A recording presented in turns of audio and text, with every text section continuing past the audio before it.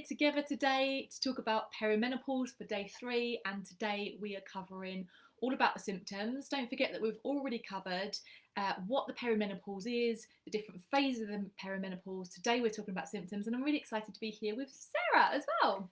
So we are both in the perimenopause. We are late 30s, early 40s.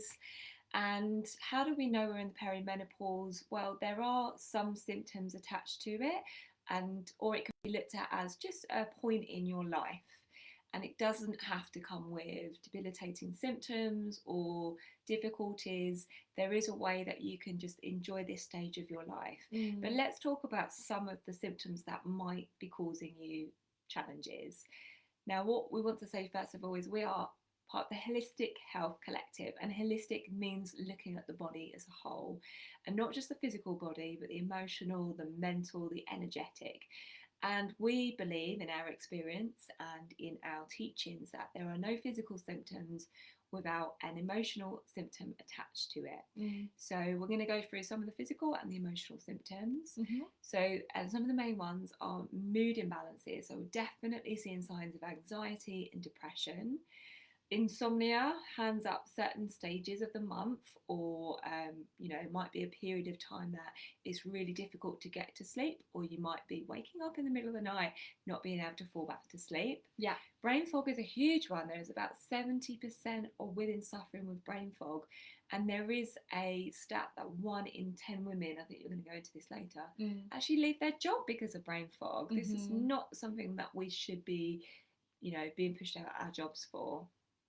We've got hot flushes, lots of sweating, heavy irregular periods, low energy, weight gain, especially around the middle, skin changes, so spots, itchiness, low libido, can affect our bladder, so we can get leakages, dryness, and actual loss of bone density. So there's quite a lot there.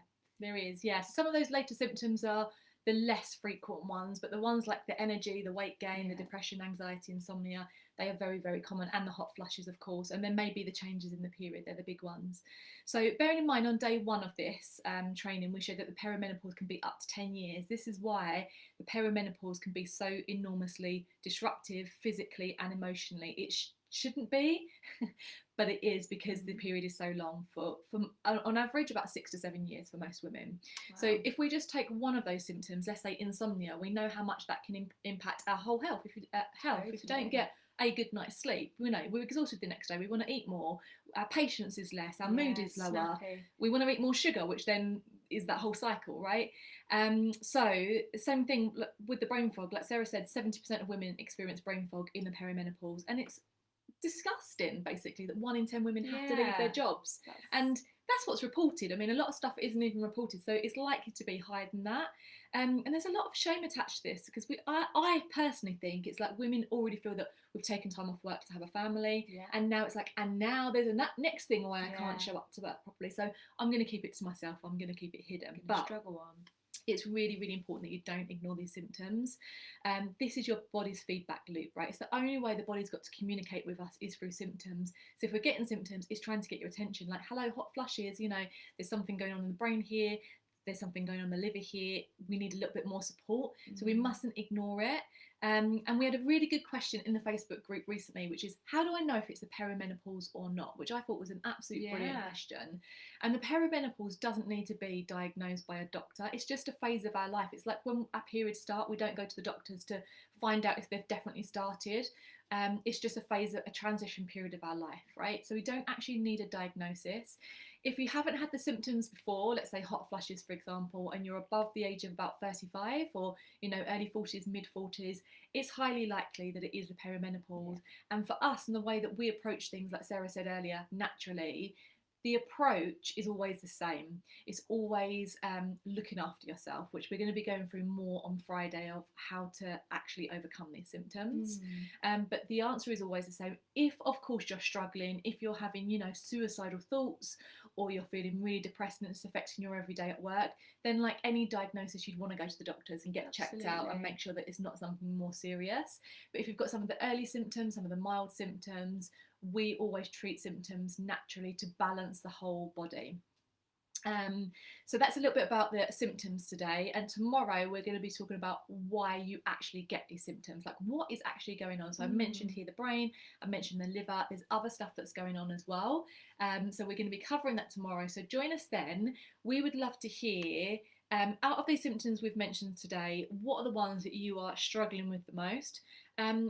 Have you found anything that's helped you? That would be really helpful in the group, wouldn't it, to share Yeah, that? please share that. I mean, part of what you can do to help is to be around women that are going through a similar phase. Yeah.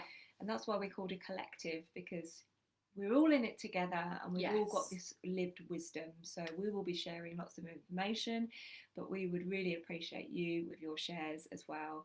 And yeah, it's just good for the algorithm. When we start talking about these things, we get more exposure and we can help more people. Yeah, we shouldn't be keeping this to ourselves and worrying about this by ourselves. And we haven't said this yet, but if you've got a girlfriend, a mum, a sister, a friend, you know, a colleague who you think actually they're going through this and they could do with hearing this information, please invite them to the group.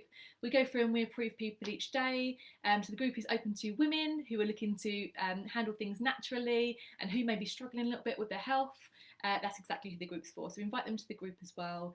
And yeah, we can all be here to support one another. So thank you for watching today, learning about the symptoms, and we'll be back tomorrow. Bye. Bye.